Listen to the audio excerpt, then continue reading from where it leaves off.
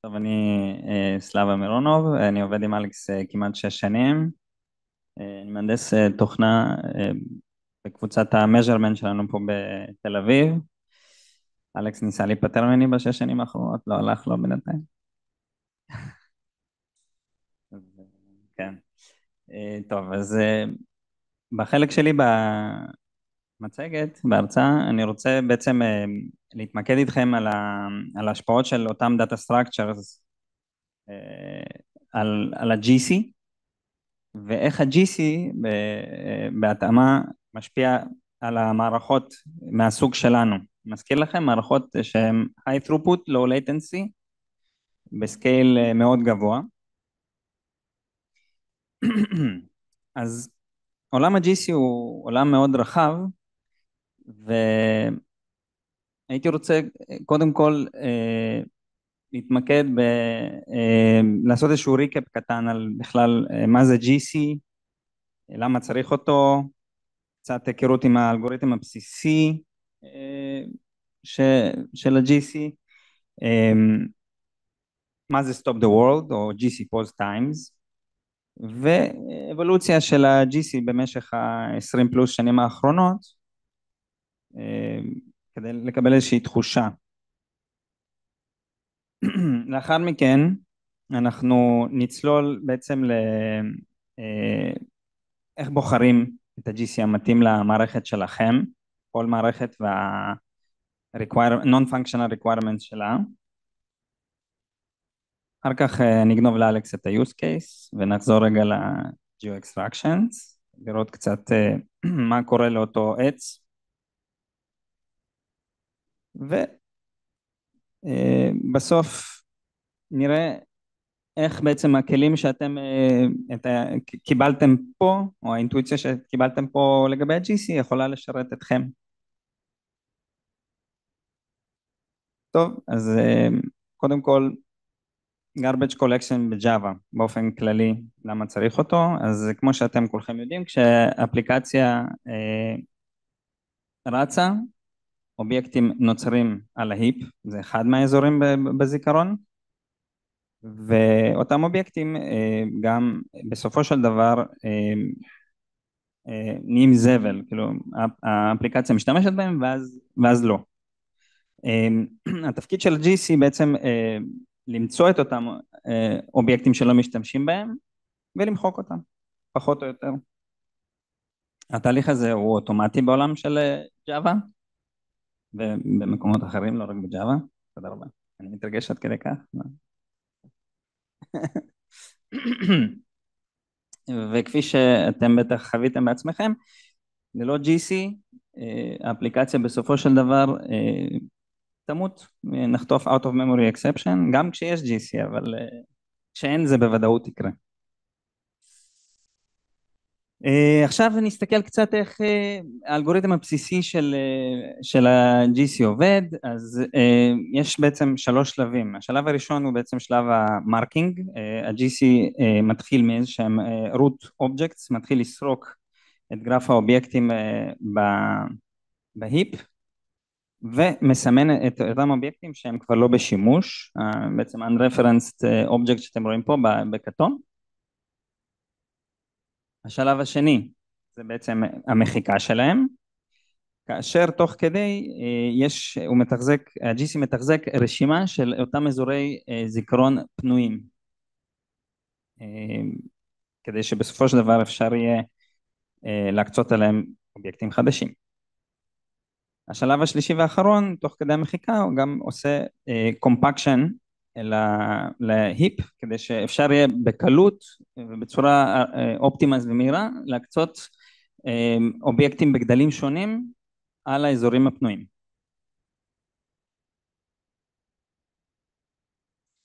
אבל רגע, ראינו שהוא עושה איזשהו סוג של compaction, זה אומר שהוא מזיז אובייקטים ממקום למקום, אבל הת'רדים של האפליקציה צריכים לדעת איפה הם, איך זה מסתדר. אז באמת יש פה בעיה, כי כשהוא עושה קומפקשן הוא בעצם משנה את הכתובת בזיכרון של האובייקטים האלה. כפי שאתם רואים, ה-GC זה בעצם ארנולד שוורצנגר. אז הוא באמת משנה את הכתובת שלהם, ולכן צריך בעצם רגע לסנכרן את ה-threadים האלה מול העבודה שלו, והפתרון הנאיבי ביותר שאתם יכולים לחשוב עליו הוא, בואו נעצור רגע את ה-threadים של האפליקציה, בעצם ה-mutator threads קוראים להם. לאחר מכן נעשה את ה-compaction שראינו, נזיז את האובייקטים, נסדר את ההיפ, נעשה פה סדר, נעדכן את הכתובות עבור אותם threadים של האפליקציה, ובסוף נשחרר את האפליקציה לדרכה. מה הבעיה בזה שעצרנו רגע את האפליקציה?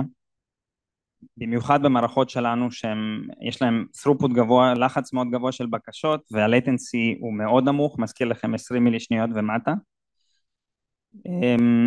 ה-stop the world הזה, ה-GC post times האלה גורמים ל-latency increase, שבמקרה שלנו הוא יכול להיות בלתי נסבל, והוא יכול גם לגרום לטיימאוטים בין החלקים השונים של המערכת שלנו, והמערכת שלנו מורכבת מהרבה מאוד סרוויסים שונים שקוראים אחד לשני, אז סרוויס שקורא סרוויס אחר יכול לגרום, ואותו סרוויס נעצר, יכול לגרם טיימאוט.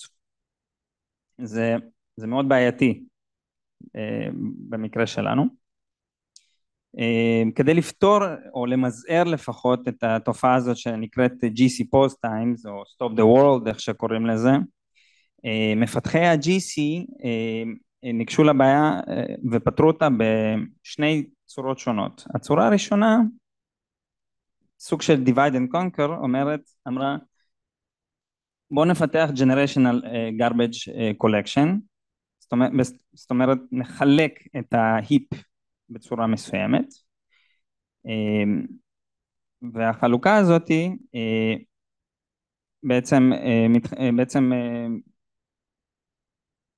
הם חילקו אותה בעצם ל-young generation ו-old generation areas, מתוך הנחה שאובייקטים חיים, רוב האובייקטים המחזור חיים שלהם הוא קצר, כפי שראיתם מקודם, אז יש weak generation hypothesis, בעצם הנחה שרוב האובייקטים אחרי כמה GC cycles ראשונים מתנקים ונשארים מעט מאוד אובייקטים. אז כשאובייקט נולד הוא הולך לתינוקייה, בעצם לאידן במקרה הזה, ואחרי זמן מה עם one referenced, אז ה-GC cycles שנוגעים באזורים האלה מנקים אותו, ואלה שלא, אז האובייקטים שממשיכים לחיות הם עוברים בעצם לאזורים, לאותו old generation. השיטה הזאת של החלוקה מאפשרת לעשות אופטימיזציה לעבודה של ה-GC, בעצם להגיד אוקיי, רוב האובייקטים מתנקים, המחזור החיים שלהם הוא קצר, בואו נפעיל את ה-GC הרבה יותר באזורים האלה, ושם עושים אופטימיזציה והניקיון הוא מאוד מהיר, ולכן אוברול יחסית לעבודה מלאה של ה-GC, השיטה הזאת מקצרת את ה-GC post times. השיטה השנייה שבעצם פותחה לאורך הזמן זה בעצם להפוך את האלגוריתמים של ה-GC גם לפרלל וגם לקונקרנט, לעשות את העבודה שלו בצורה שהיא פרללית וקונקרנט. מה ההבדל למעשה בין שני השיטות? אז קונקרנט GC אומר בחלק מהאלגוריתמים, מהשלבים של האלגוריתם ניתן ל-GC לעבוד בצורה שהיא מקבילה לאפליקציה, במקומות שבהם אין צורך בסינכרון כל כך חזק שעוצר את האפליקציה, שם ה-GC יעבוד בצורה שהיא ביחד, פעם האפליקציה, פעם ה-GC, פעם האפליקציה, פעם ה-GC, אם זה thread אחד. והחלק השני זה בעצם פרללית, שזה בעצם כשיש מכונות שכבר יש להם הרבה קורים, אז חלק מהשלבים של האלגוריתם, ה-GC יעבוד ממש בת'רדים נפרדים משלו, וגם כשיש stop the world, עדיין יהיו הרבה threadים של ה-GC שעושים את הניקיון, את העבודה שלו כמה שיותר מהר, כדי בעצם לשחרר את האפליקציה. לאורך הזמן, אותם שני השיטות, גם ה-generational garbage collection וגם ה-concurrent ו-parallel algorithms, הלכו והתפתחו ביחד עם ה-GCs השונים לאורך הדרך, ושני ה-GCs האחרונים ברשימה הזאת בעצם הם התוצאה של כל השנים הארוכות האלה של פיתוח ה-GC. ולפני שנצלול בעצם לאותם שני GCs המודרניים שבעצם ביניהם אנחנו כל הזמן מתלבטים ובודקים, קודם כל נסתכל בכלל איך לבחור את ה-GC המתאים לצורכי המערכת שלכם. אז בחירת GC או בחירה באופן כללי בחיים זה עניין של טרייד-אופים. GC משפיע על האפליקציה בערך בשלוש מטריקות שאתם רואים פה, משולש המטריקות. אז GC יכול בעצם להשפיע על ה-throughput של המערכת, כמה בקשות בשנייה הוא יכול לשרת, הוא משפיע על ה-latency של האפליקציה, מזכיר stop the world מגדיל את ה-latency, ו-GC לצורך העבודה שלו גם דורש יותר זיכרון, זה לא רק הזיכרון של המערכת, זה גם הזיכרון שהוא דורש לצורך העבודה שלו. וכל GC מתמקד באזור קצת אחר של המטריקות, כל GC טוב קצת יותר במטריקות האלה, במשולש הזה. לצורך העניין קוראים לזה פוקוס אריה מבחינת המטריקות. יש פה איזה מין טבלה כזאת של ה-GCs שראינו, וכל אחד איפה הוא טוב, אז נגיד G1 הוא balanced, ZGC הוא מתמקד יותר ב-latency, הרבה יותר מהיר, עוד מעט נסתכל. כדי לדבר על אותו use case שעוד מעט אתם תראו, אז בואו נסתכל רגע על שני ה-GCs המודרניים כדי שנוכל לשחק איתם.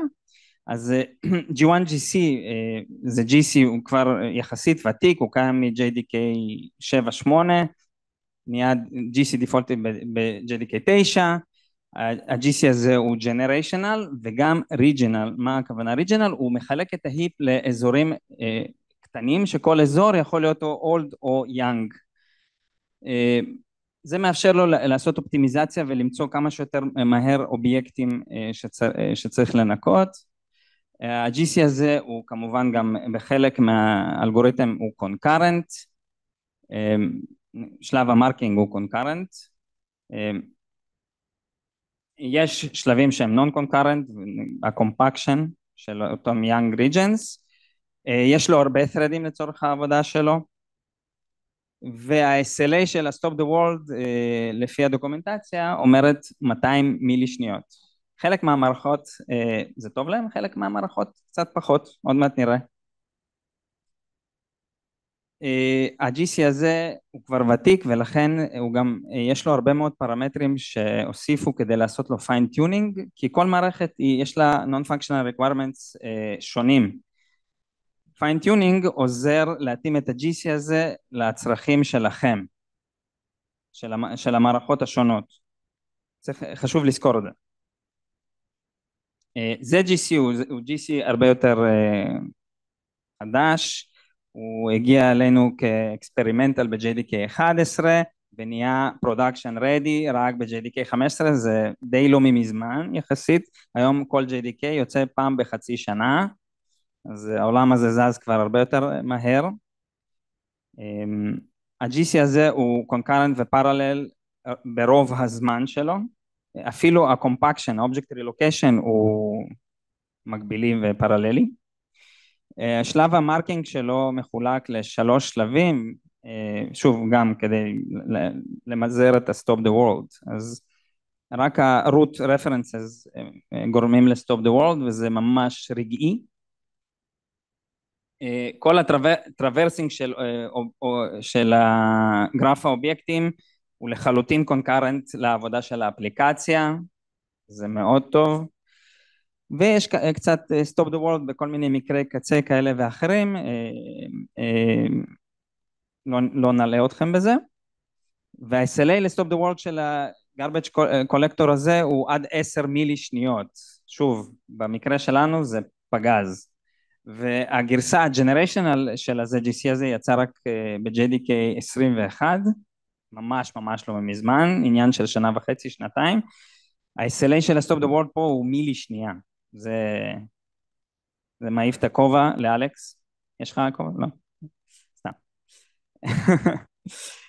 ה-GC הזה לעומת G1 הוא out of fine tunable לחלוטין, הוא מאוד, גם דינמי בשינוי של הפרמטרים שלו.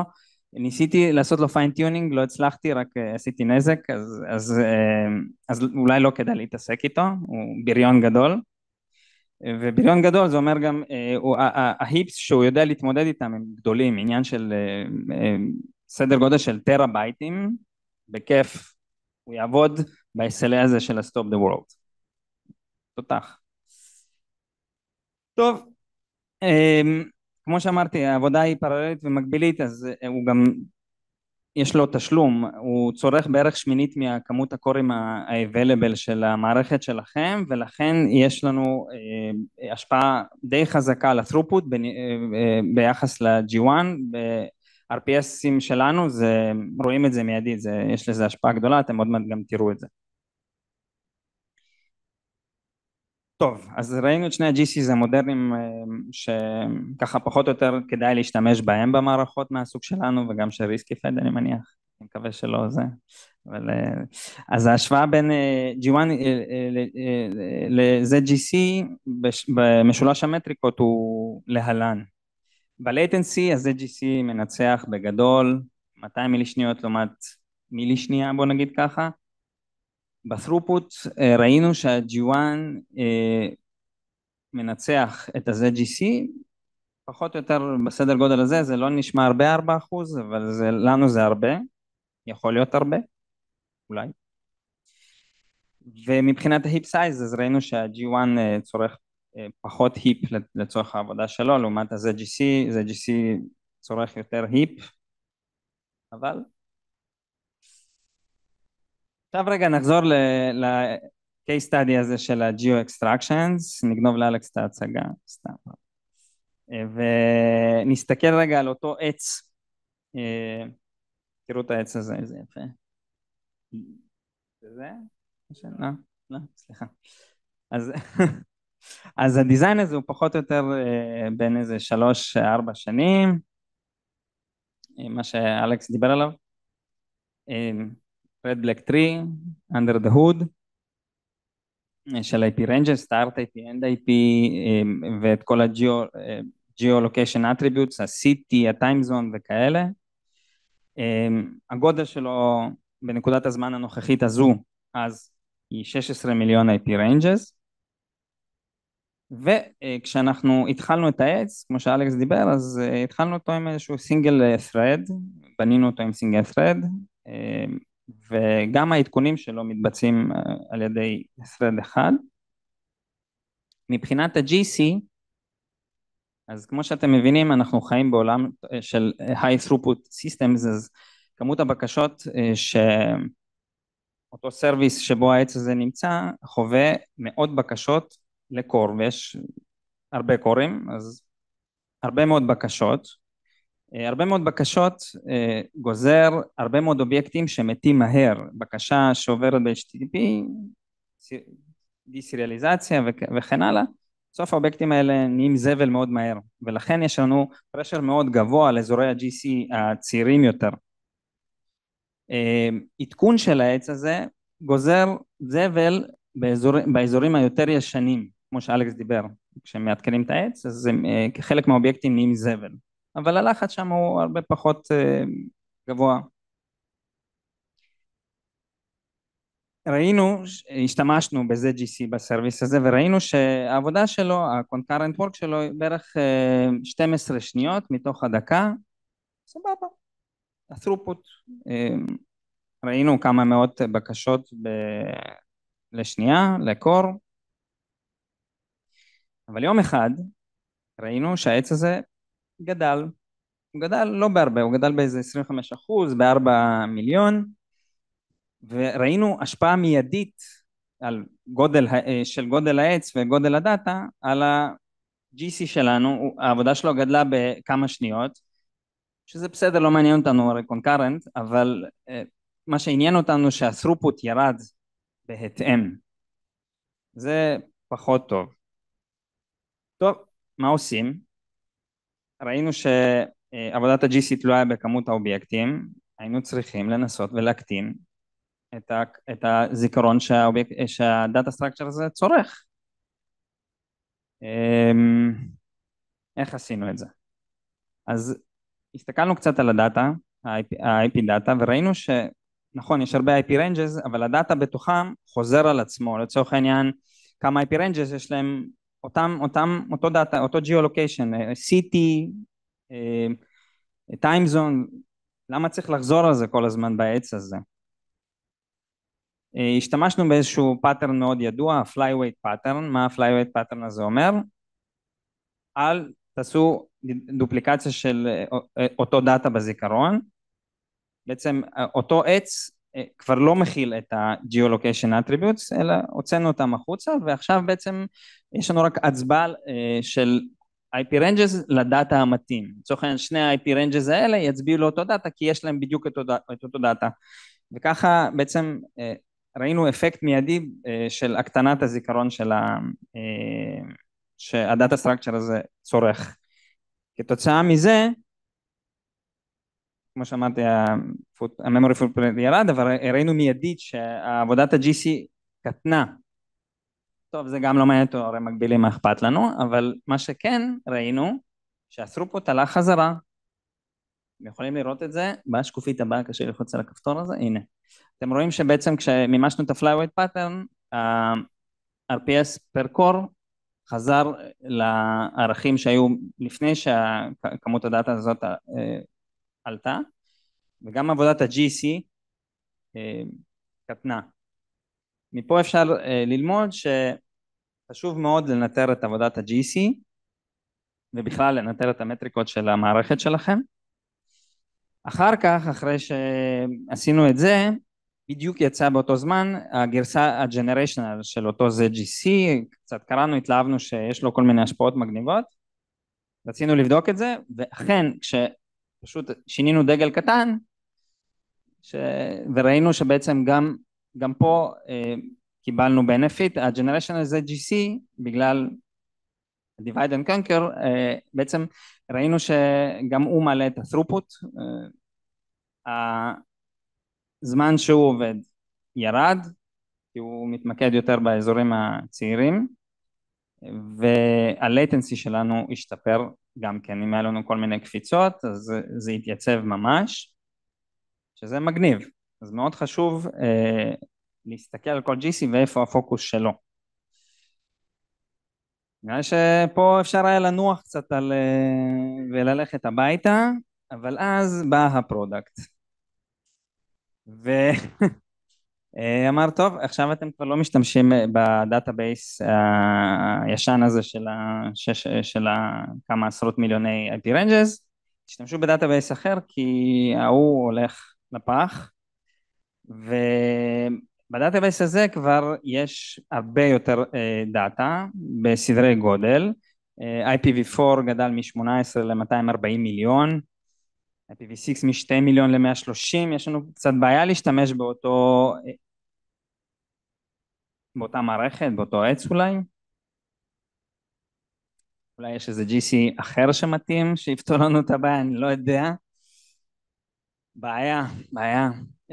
אז היינו צריכים קצת לחשוב מחדש. הבנצ'מרק של אלכס לא עוזר לי הפעם, אולי כן, לא יודע. קיצור, אז העץ אדום שחור הזה, כפי שאתם יודעים, עץ הוא בזבזני מבחינת זיכרון, יש שם פוינטרים, הם צורכים זיכרון, זה בעיה. כבר לא ניכנס בסדרי גודל דאטה כאלה, לא ניכנס כבר בגודל של המכונות שאנחנו משתמשים בהם, שזה פחות או יותר 4 ג'יגה לקור אחד. בסדר גודל כזה של דאטה גם ייקח הרבה מאוד זמן לבנות את העץ הזה, והעץ הזה גם הוא גם ככה מפוזר על כל ההיפ, אבל בגודל כזה של דאטה, ההיפ שלנו יהיה ממש, העץ הזה פשוט ימרח על כל ההיפ. אנחנו צריכים, היינו צריכים לחשוב על דאטה סטרקצ'ר אחר.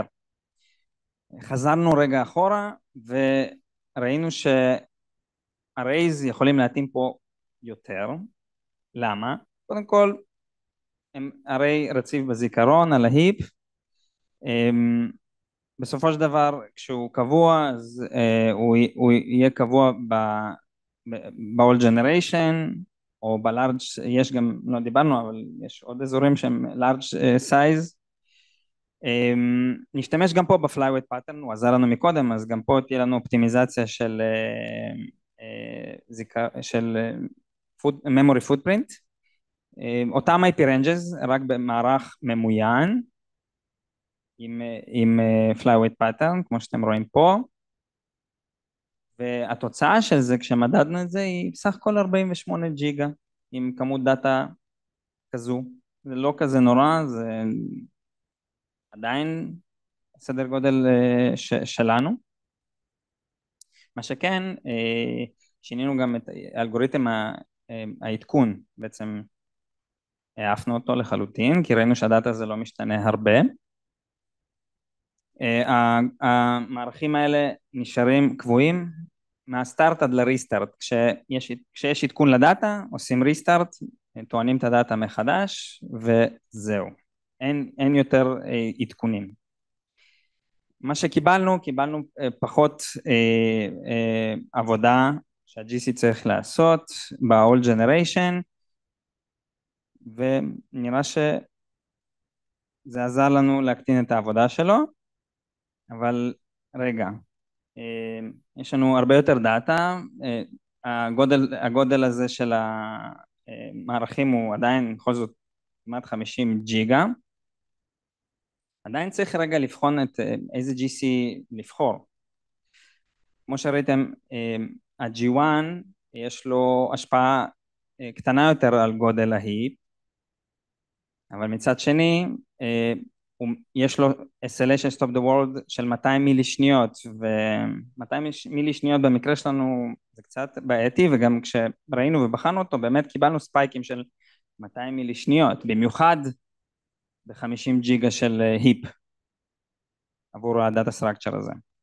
זה GC לעומת זאת דורש יותר זיכרון, ואולי לא נצליח להיכנס בגודל המכונות האלה של 4 ג'יגה לקור אחד, צריך יותר זיכרון, במיוחד בגודל הזה של ההיפ. בעצם בחנו את שניהם. בסופו של דבר ראינו שאנחנו חייבים את ה-ZGC כי ה-latency שאנחנו צריכים לעמוד בו הוא פחות מ-20 מילי שניות, ולכן בחרנו את ה-ZGC. כדי לעבוד עם ה-ZGC היינו צריכים לקחת את ה-Geo Extraction לסרוויס חדש שעושה רק את זה, שם ה-ZGC יכול להתפרע מה שנקרא, וה-latency שלנו נמוך. בגלל ש-Geo Extraction, הסרוויס החדש הזה, זה כל מה שהוא עושה, אז ה-throughput שלו עדיין יהיה מאוד גבוה, ואנחנו יכולים גם לקחת מכונות הרבה יותר שמנות מבחינת זיכרון, ובעצם ככה לפתור את הבעיה. כפי שאתם רואים ב-use case הזה, Data Structure משפיע על ה-GC. והוא נכנס לשיקולים שלנו כשאנחנו בונים את המערכות. הצלחנו. טוב, אז מה אתם יכולים בעצם לצאת, עם מה אתם יכולים לצאת מכאן? ראינו שיש כל מיני סוגים של GC וכל אחד יש לו בעצם השפעה אחרת על האפליקציה. בעיקר התמקדנו בזה GC ו-G1 שהם פחות או יותר ה-GCs היום שאתם צריכים לבחור מהם. ראיתם למה זה GC מתאים לנו ב-Geo Extractions, סרוויס שהוא high throughput, low latency, אבל בואו לא נשכח רגע את G1, יכול להיות שהוא מתאים במקרים אחרים, למשל באפליקציות אחרות שאנחנו מפתחים כאן ב-DV, שזה ה-Streaming Applications שמשתמשים ב-Kafka Streams Library, ה-throughput שלהם הוא גבוה אצלנו, בסדר גודל של החברה שלנו, ההיפ שם הוא הרבה יותר גדול ממה שראיתם בג'יו אקסטרקשן, כאילו 120 ג'יגה, אבל הם יכולים למשל לעמוד בלייטנסי גבוה מדי פעם, אז פה G1 יכול להתאים, הוא לא צורך הרבה מאוד היפ בשביל עצמו, ולכן אולי פה הוא מתאים יותר מאשר בג'יו אקסטרקשנס. עכשיו כשאתם מכירים את ה-GCs השונים וראיתם איך אפשר לבחור, יש לכם את הכוח ואת האינטואיציה לשחק עם זה כמוני, זה כיף, ותבנו מערכות